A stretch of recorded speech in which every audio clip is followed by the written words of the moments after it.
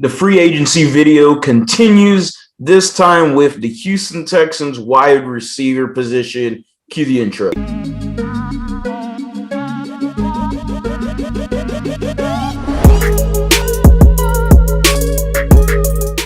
What is going on, everybody? Welcome back to a brand new episode of The Lead. Your host, as always, Harley Dugan. The Houston Texans, as of right now, got receivers, and they also don't have receivers. I'm going to explain because, yeah, you got Kiki QT and you got Chad Hansen. Those are the two guys that are still on this roster currently and will be with you as long as Randall Cobb. And a lot of people are like, well, why don't they just cut Randall Cobb? Like, why don't they do that? Well, you're going to be eating up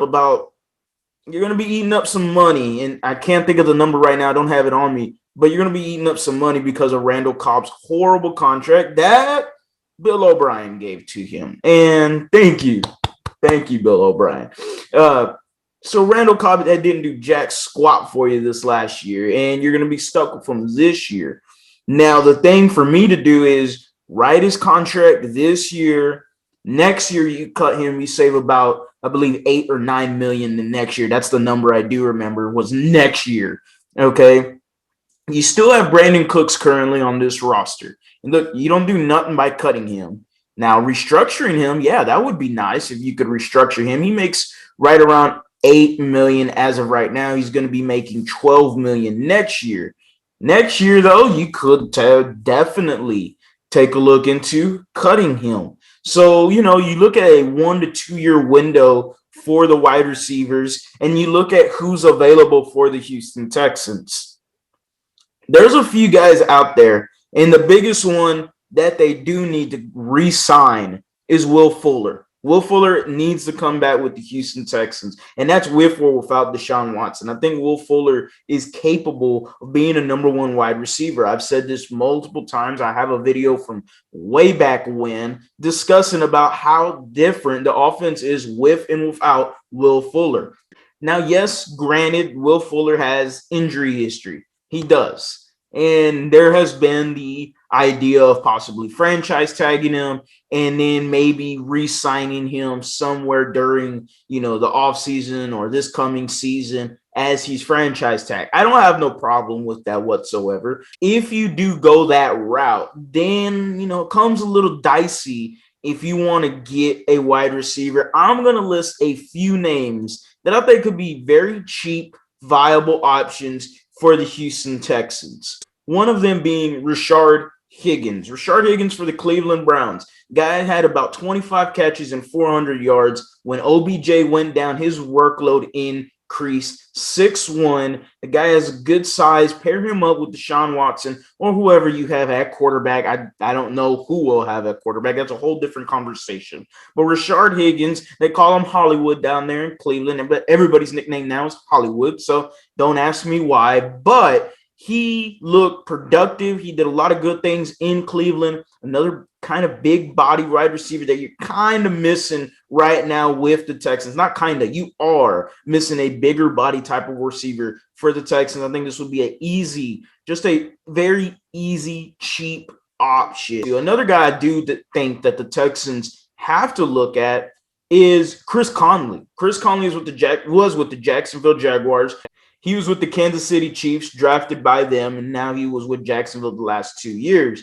Conley has produced some really, really good numbers with bad quarterback play from the Jaguars. That's nothing new. 6'3" is the biggest thing that I was shocked with Chris Conley. I did not know he was 6'3". I'm used to their wide receivers, like Keelan Cole and Dede Westbrook, somewhere around the 5'11", 5'10" range. And when I saw Chris Conley was 6'3", I got very intrigued. I really think the Texans need, and it's necessary for them to go get a bigger body wide receiver. Now, granted, I don't know what we're going to get out of Isaiah Coulter in year 2. He did not play year 1 whatsoever, and you can blame that on coaching, misutilization, just not playing him, whatever you want to blame it on. But we didn't get to see him year 1. I need to see what Isaiah Coulter can do. If he is what his potential looks like to be. If Isaiah Coulter looks like he could be somebody very solid, then disregard some of these guys. I think Coulter could be extremely fine, but he's very unknown at the point, and that's all the coaching staff's fault right now. So somebody like Chris Conley can be a very, very solid addition to the Houston Texans. Another guy I want to look at, Curtis Samuel. Curtis Samuel had career years with Joe Brady's offensive scheme in Carolina, somewhere around 77 catches, almost 900 receiving yards. And what is so good about him is you can use him as a running back too. This is one of the most athletic wide receivers in free agency. And I think this is a very, very solid option for the Texans. We know Randall Cobb's going to be here this coming year.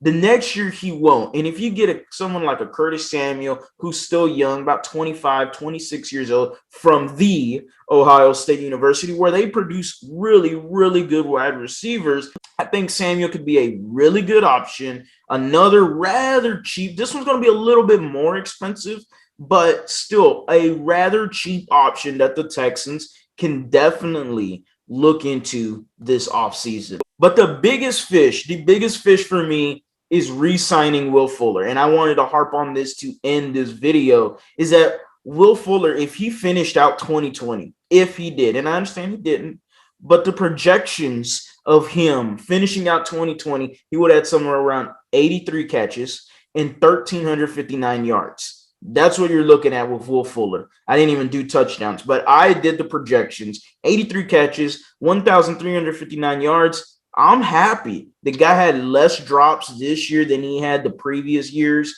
Bring Will Fuller back and let's get it going, man. Whether it's with or without Deshaun Watson, that's a whole different story.